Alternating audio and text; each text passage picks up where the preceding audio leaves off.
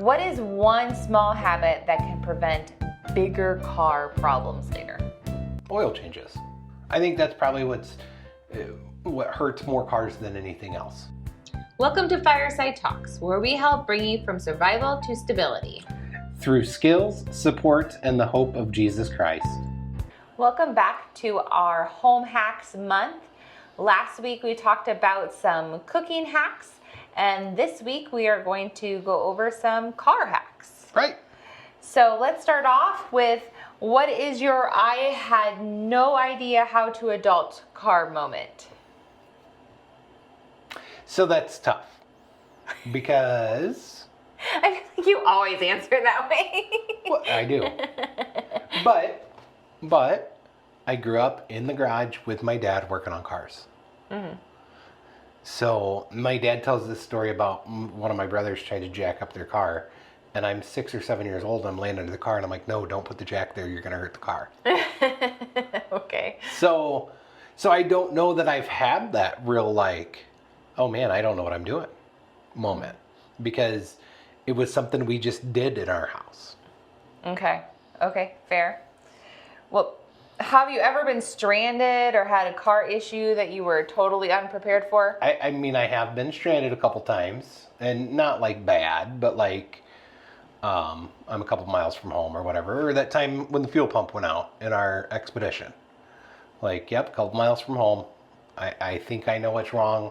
There's just nothing I can do about it. But I think of like, I was in high school and I had this old beater, and I know you don't know what control arms are, and that's okay. But basically I turned a corner, and instead of my tires doing that, they went like this. Oh. My front tires. But even then, like, I limped it back to the school parking lot. We jacked it up, pulled the tire off, took a 3-pound sledgehammer and beat that ball joint back up on as good as we could, wrapped it in baling twine and electrical tape, and I drove it home. Oh. So, like, I've been stranded when there's like, there's nothing I can do about this. But then I've had a couple instances where I was like, maybe not the best idea in the world, but I got it to work. Okay. I don't think I need to ask if you know how to change a tire then. No. Okay. That's definitely something you can do. I personally know how to change a tire, but I don't think I could on my own. So I'd be calling him. So what is something about cars you think people pretend to understand but don't really know? I really think it has a lot to do with fuel. Because there's very, very, very few cars on the market that need premium fuel. So why pay the extra? I do think it's good to run it through there every once in a while. But when I say once in a while, I mean do a tank of premium once or twice a year. There's some sport cars and some supercars that need premium fuel. But, you know, your 07 Chevy Malibu does not need premium fuel. And I think the other thing that people think a lot, they understand about cars is, I'm going to do this, I'm going to change that, I'm going to modify this. When realistically, the engineers at whatever manufacturer it is, they spend a lot of time and money figuring out this car. Hundreds of millions of dollars to design a car. They probably did a pretty good job. Leave them alone. Yeah, but sometimes they're not very smart. No, there's instances where lots of times you're not real happy with engineers on the way they place things.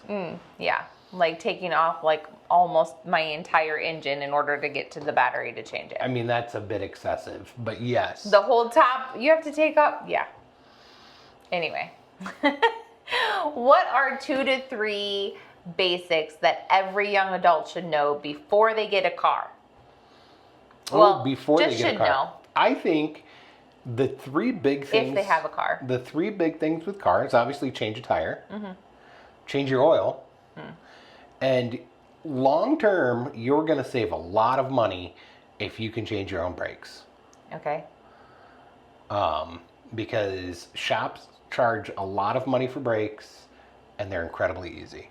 So, tires, oil, brakes, oil. Yep. Okay. So why do you think people avoid knowing how to do those things? They just don't think they can. People, we talk about it even with some of the guys at work all the time. Like, they're guys that are, I will say, somewhat mechanically inclined. But like, yeah, they're like, yeah, I can change a tire. I can put windshield washer fluid in it. I might be able to change the oil. Like, these are simple maintenance things that keep your car going. Okay. And so that person who knows nothing, they're at zero knowledge, where do they start? Tire. Yeah, but how do they know that? You know what? How do you figure that out? If you have a car, and granted, some used cars or older cars, you're not going to have the owner's manual anymore. That's fine. But I promise a quick Google search, and it's going to show you where to put a jack on probably just about every car that's out there. Okay. So let YouTube be your friend. You can learn a lot on YouTube from that type of stuff. Okay. Do you remember when we did the water pump on my truck? And I made a YouTube video about it? Oh, yeah. Because I couldn't find one to see what it was going to be like. Mm-hmm. So I made one. And I guess I truly don't know if anybody's ever watched it. I've never went back and looked. Okay. So think of an emergency kit. We talked about you being stranded. So what should any car emergency kit look like, or what are those essentials? Super basic tools. Meaning? Maybe a small standard and metric socket set. And so just, I'm thinking maybe no more than 15 or 20 pieces. Okay. Absolutely have a pair of channel locks and a pair of, or like a crescent wrench. Okay. Jumper cables. Mm-hmm. You're looking at me like I'm going way too deep. I mean, let's think about people who know absolutely nothing about cars or tools. I know what a crescent wrench is, but I don't know why it's in my emergency kit. Okay, let me back up then. When you're asking about an emergency kit, are we talking about something's wrong with the car, or I need this to be safe? Yeah, safe. Okay, that's completely different. If something, if my car broke down, I have the essentials to. I mean, I don't have any car knowledge. I'm not going to fix my car. What do I think of me? Sure. So what do I need in my car? Your cell phone. If we're thinking of that kind of stuff, you might say you're calling a tow truck. You might be stuck on the side of the road for a couple hours waiting for a tow truck. Mm-hmm. Especially in South Dakota, as rural as we are, it might be 4 or 5 hours before they get there. Sure. So granola bars, a couple bottles of water. I've seen stuff people talk about like having a candle or something. Not a big fan of an open flame in a car. But just some of that little stuff. Maybe some flares or something to signify, to alert other motorists. Mm-hmm. Whether it's the little cones or triangle things. Sure. The flashlight was nice. That one time when my battery died and it was dark outside. Yep. Flashlight or a headlamp, something like that. I would say those are probably the absolute most basics to keep in the car. All right, what was that? And then a jack and a tire iron. Right, sure. Jack and tire iron and jumper cables. Cables, a couple bottles of water, some granola bars, stuff like that. Flashlight. Maybe a blanket if you're in a place where it gets cold. Sure. Or at least during the winter time. Right. Okay. What is one small habit that can prevent bigger car problems later? Oil changes. I think that's probably what hurts more cars than anything else.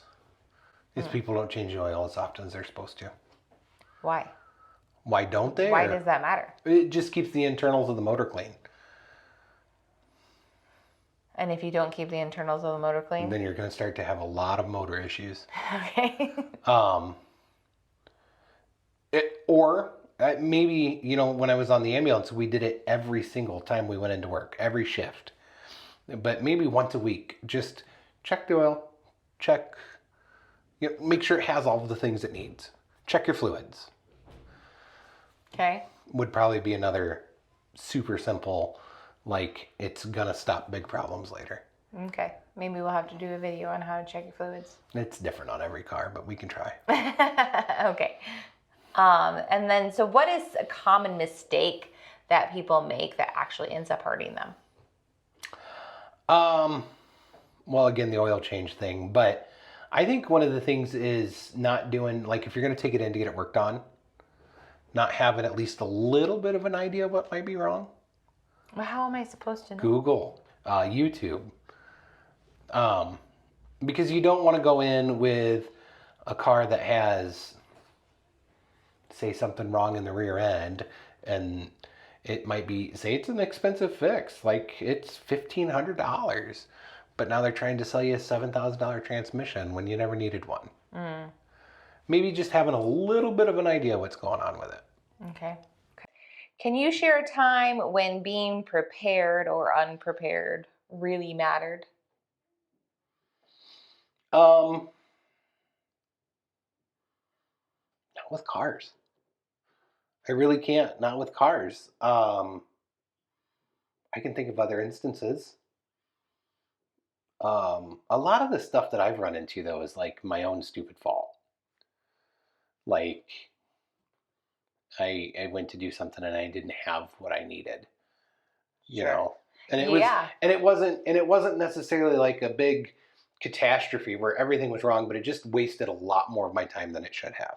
I mean, we went camping and took out my emergency bag Mm-hmm. because I needed room to pack stuff. And then the truck died. And so then I didn't have my jumper cables. Right. Right. Yeah. So I'm struggling to think of a time, but Okay. Okay. What is a situation where a small skill could have saved the day? just understanding how to read a tire gauge, on how to get air pressure. Sure. Because often if you, and another thing is just observation. Like, it was a few weeks ago, and I don't remember why, but I had a flat tire on my truck. Mm.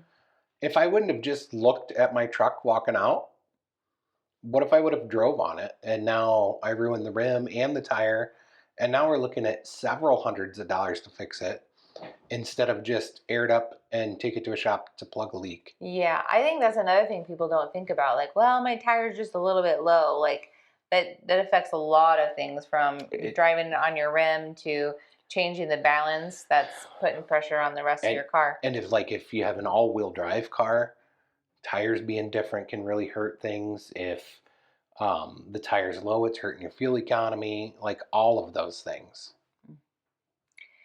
Have you ever learned something the hard way when it comes to cars? Yes. So, and it's not something that I would expect a lot of people to do, but we were working on the motor of my very first car, and my dad was at work, and I start working on it, and he comes home to all these parts all over the garage, and he's like, "Did you label this?" Mm. Nope. He's like, "If you're unplugging electrical things, get a piece of tape and write 1 on the part that you're on both sides, like 1 1. Now I know that those two plug back in together. 2 2, those plug in together. If I took parts out of the motor, like label them so we know what order they go back in, stuff like that." Did you get it back together? Yeah, I drove that car for a while. Okay. All right. Proverbs 21:5 talks about diligence leading to success. What does diligence look like in everyday life when it comes to a car? Again, I think the biggest chunk is observation, just paying attention. If you drive your car enough, you should recognize that weird sound. Hey, that does. Turn off your radio once in a while and just listen to the car. It's trying to tell you things. Just listen to it. So I mean, I think observation, paying attention, like those are big things not just in everyday life, but especially with cars and car trouble and car maintenance. Okay. And how does something simple like car maintenance reflect bigger in a spiritual principle? Um, so I would say I enjoy working on cars, but um, leading up to it, I kind of dread it, Mm, right? And I'm not saying that we should dread Bible studies or, that's not what I'm saying, and don't hear that. But I think it's one of those things that, like, once I get started, it's fine. I just got to start.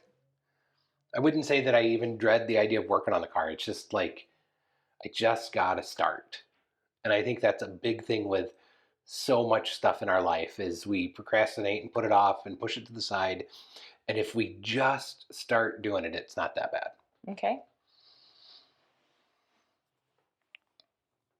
And you're saying that relates, that's the same for like spiritually, Yep. just Yep. Like, open the Bible. open it. Well, I don't know where to start reading. Just pick a book in the Bible and just start reading it. Okay. What do you think we tend to ignore? Sorry. Why do you think we tend to ignore small responsibilities until they become big problems? I think if we're leaning into cars and car maintenance, I think we're trying to meld. yeah. Okay. But if we're leaning into car and car maintenance, I think a lot of it is money. Like, I need to, if I fix my brakes when I hear a squeak, then I don't have to change the rotors too. And it ends up being a cheaper fix in the long run. If I wait, now I've ruined more parts and it's going to cost me more to fix. And I think with everyday life, we do that too. I think of individual we worked with for quite a while. The idea that if they would have just picked up a little bit, then it wouldn't have been an overwhelming mess later. Sure. Mm-hmm. So if we ignore the little thing, eventually it gets bigger and bigger and bigger, and then it's overwhelming. Mm-hmm. Yeah. How can being prepared be a form of stewardship? It's just responsibly using the resources you've been given. That's the simple answer. If we're prepared, and often if we prepare for the little things, the big things won't seem as bad. Right. Yeah. Okay. What's the danger of living in, I'll deal with that later mode? I think everything I just said, right? Because when we put that off, that little problem becomes a little bit bigger. And now we've added to it again, and it's a little bit bigger and a little bit bigger. And now it's just overwhelming, and I don't know where to start. Right. Where, how many times do we put stuff off that's only going to take 5 minutes? Right. Well, Yeah. it would have only taken me 5 minutes to deal with whatever this is. But now I've put it off, put it off, put it off, put it off. And maybe I have 20 of those things now that are only going to take 5 minutes. Mm-hmm. Well, now I've wasted a day. Right. When if I would have just done it 5 minutes at a time, I would have never even noticed it. Right. I feel like that about putting my laundry. Okay. So what are some areas in life that people should be more prepared but aren't? Could be a really, really long list. Because you could say, we would fall into the category of if you do the Dave Ramsey type thing, we're not prepared financially. Like, Sure. we don't have 6 months of our expenses saved. Sure.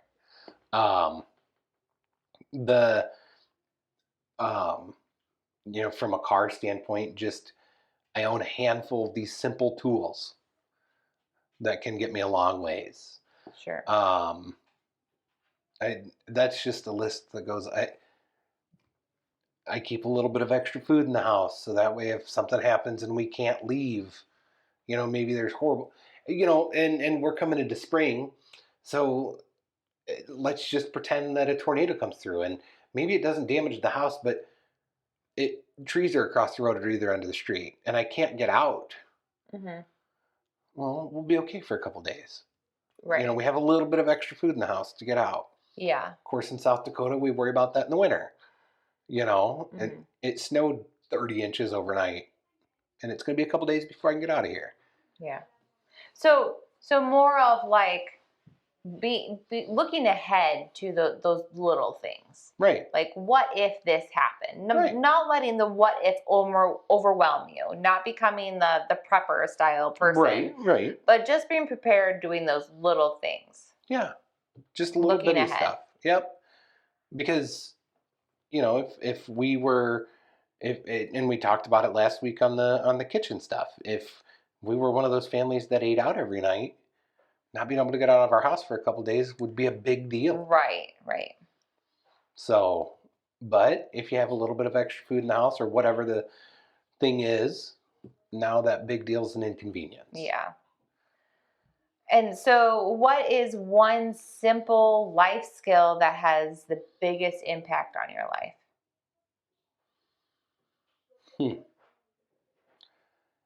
Um, I think leaning into the car thing is just not being afraid to try it. Like, I can figure this out. Mm-hmm. Like when we did that, I did all that work on your expedition. Like, you know, the cheapest I could find somebody to do it was like $4,000, and I did it for $700. Yeah. Granted, I spent 30 hours in the garage working on that car, or Right. whatever ridiculous amount of time it was. Yeah. I didn't know what I was doing, but I knew I had resources to find the answer, and I was willing to try. Yeah. Okay. How can the young adults out there that we are Fireside is serving? Yep. How can those young adults build diligence without feeling overwhelmed? I think, again, it's just not putting off the small stuff. Don't procrastinate. And I know I'm bad at procrastinating. I know I am. And I joke that I work better under pressure, but like, just don't procrastinate. Just take care of the little things before it gets out of hand. Okay. So now, as we're coming down to the end, let's ask a few rapid fire questions. Change a tire or parallel park in front of people? Doesn't bother me. Neither one. I'm fine. Neither one. People are watching you, investigating. Is he going to turn his tires the right way when he's going down that hill? No. Which way is he going to turn his wheel? Don't care. Is he putting those lug nuts on the right order? Don't care. You don't care. No. And if I'm doing it wrong, then changing a tire wrong, then you should probably be offering to help. It bothers me. I don't. I would rather parallel park than change a tire, but I know that if someone is watching me, they'll probably think, "Is that Jack in the right spot?" Right. Okay. Check engine light on. Ignore it for a week or panic immediately. Neither. But with that being said, I think almost every auto parts store will come out and put the little code reader on your car for free and tell you what it is. And that code reader tells you a general idea. Of what's wrong with it. Okay. So, and I would say a lot of the time, the people at the auto parts store have somewhat of an idea what they're looking at. So they might be able to tell you, yeah, it's not really a big deal. Don't worry about it right now. Okay. You know, like if my check engine light came on tomorrow and I stopped at AutoZone and they read it for me and they said it's an O2 sensor, like I know what that part does. It might hurt my gas mileage a little bit, but like I don't need to drop my truck off at Ford today to get it fixed. Okay. All right. So what would you do? Call for help or YouTube it and hope for the best? YouTube it and hope for the best. I'm a guy. I don't need any help. I'm fine. Okay. Josh's laughing in the other room. Okay. What is one basic life skill everyone should know but doesn't? Oh, that's a tough one. That's a tough one because if nobody knows it, neither do I. Okay, most people know. Most people don't know. I think it's just super basic maintenance on everything. Mhm.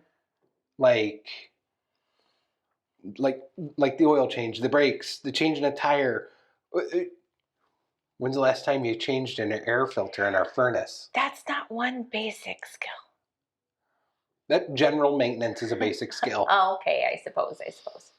Yeah, but like changing the air filter in the furnace, changing the batteries in my smoke I detector. almost need like an owning a car or owning a house checklist. They have these weird things in cars called owner's manuals. And right in there, it will give you the recommended maintenance by Yeah, mileage. but those are just suggestions. No. Back to the engineer knew what he was talking about. Okay. I had to. So with I'm my gonna make him mad at me. yeah, with my pickup, I had to argue with one of the dealerships because I wanted the transmission fluid changed, and he's like, "No, nope, they don't recommend that till 100,000 miles." Yeah, that's great, but my truck's got 20,000 miles with an 8,000-pound camper behind it. Like, I'm making it work harder. I want it changed. Oh, they don't recommend that. Do it. Like, and our truck's getting old, and I'm hoping I'm only halfway done with it. Okay. So I'm doing these things so I can keep it longer. Okay. You're gonna make me mad. All right. So as we close, if listeners take one thing away from this episode, what should it be? I think more than anything, is don't be afraid to try it. If your car's already broke, you can't break it more. Well, I guess you can, but I mean, give it a shot. If you're unsure what to do, I bet there's someone in your life that has an idea. Yeah, that's big. Especially if you're a member at a church, someone has some kind of car knowledge. Ask for help. Right. Don't be afraid to ask for help. Yeah. Ask for help. Okay. What's one small step they can take this week to be more prepared? Go make sure in your car right now there's a jack and a tire iron. And if there's not, find one. You can probably even go to a junkyard and say, I have this kind of car and it doesn't have a jack. Do you have one? Go get a jack and a tire iron. Or find it in your car, because a lot of times they hide them. Yeah. Way like in a cubby in the corner or underneath the back with the spare tire. Like, yeah, in your car it's up under the storage area in the back. In my truck it's behind the back seat. Yeah. Like, where is it? Yeah. So go make sure this week you have a jack and a tire iron in your car. Okay. How does being diligent today set you up for peace tomorrow? Back to that being overwhelmed. I didn't allow things to snowball into something bigger than it needed to be. Mm-hmm. I took care of it in that moment. Yeah. I think that's the big one. Okay.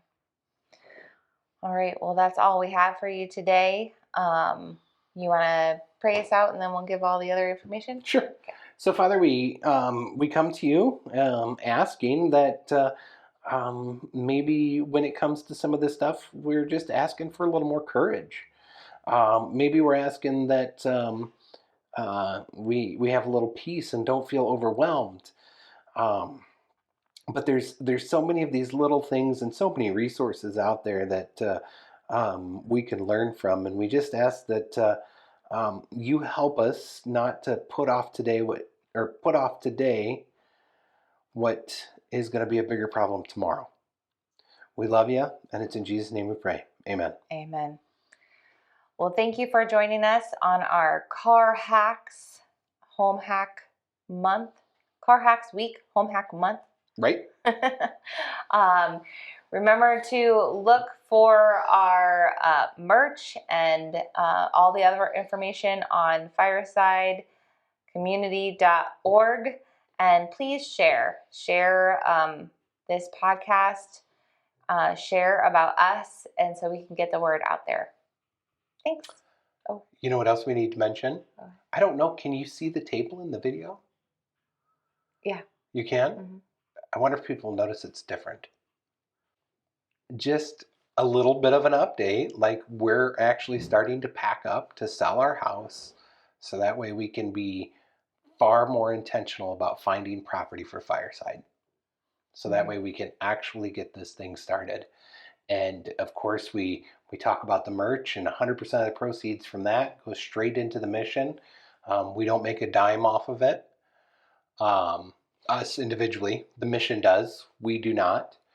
Um, but if you know somebody in the Sioux Falls area that has property, maybe your grandpa's retiring from farming. If you want to support us financially, just all kinds of different information on our website. Don't be afraid to reach out with questions. Yeah. Thanks for joining us. Bye.